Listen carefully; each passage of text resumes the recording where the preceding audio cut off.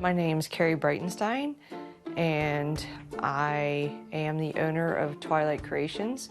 I game design and I run the company. Our fans are very diverse. So we get a lot of families that'll play. We have a lot of college students that'll play. There's high school students, and then there's some older people that just like the zombie theme and they like the simplicity of the game and they'll play it.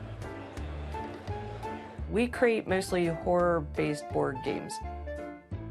Horror board games are basically anything you would see in a horror movie. So a lot of our games are based on horror movies, and a lot of them are zombies.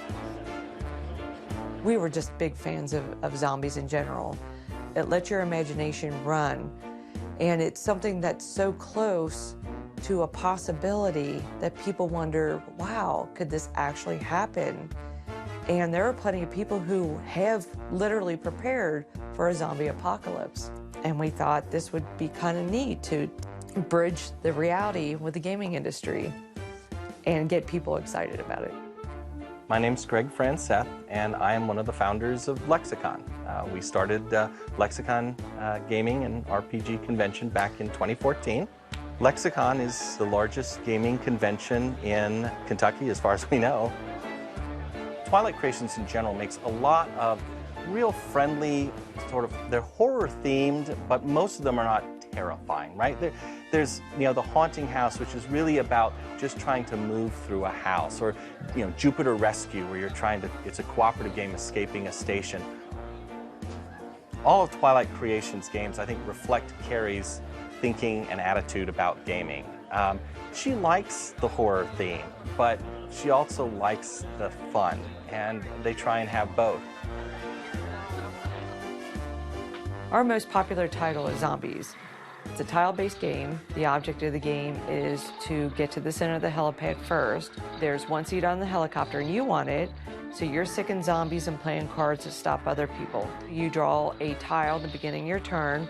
You play zombies and bullets and hearts based on what it says on the tile.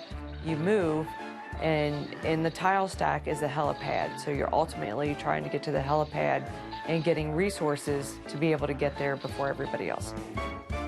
As a female game designer, it wasn't a problem at first when my husband and I were on the game together, because everybody assumed that, he was designing everything, and obviously I don't have that mindset, when in reality I was better at the mechanics and he was better at the theme.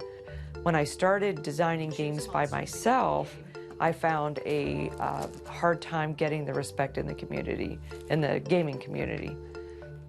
And especially with my name, it could be either male or female. When people meet me, where a lot of people will say, "Oh, I thought you were a male," and they're surprised. And it's a shame that it gets that way, but we're talking, the late 90s, and that's actually getting better now. So things have changed. There's a lot more female players and designers and people in the industry in general. We have gotten more open-minded as society, to less thinking in terms of these are boys' activities and these are girls' activities. When I first went to my first convention, I would guess it was more than 90% male. Lexicon, we're about 55%, 45%, so male to female ratio. As gaming has opened up, it's no longer, I'm just gaming with my friends. Now it's an excuse to meet new people. And so you get new people who are more different from you. And I think as that has happened, you see more people who are more social as gamers, and that makes it easier for people who aren't gamers to come in. And I think we went through a period where that brought a lot of women into the hobby. Now there's it's just as likely a game group is run by a woman as it is run by a man. It's very ungendered as a hobby compared to what it used to be.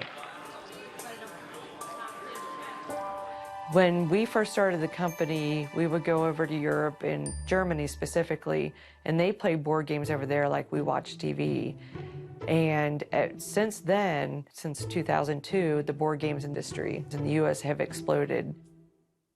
Board gaming became more popular because people wanted different ways to interact with people. People were spending so much time with video games, or, locked in their bedroom for hours. And of course, they could play other people online, but you don't have that face-to-face interaction.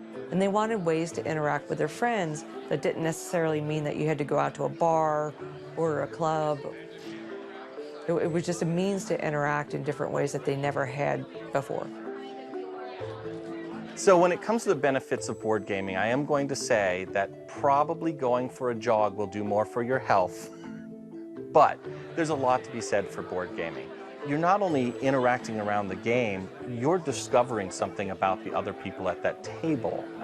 And hopefully that's deepening a friendship, I think in a way you can't get when you're not right in front of another person.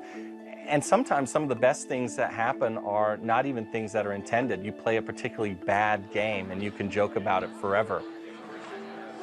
I mean, I think bringing that sort of connectedness, and not to be squishy about it, but just joy in people's lives has to be good for them.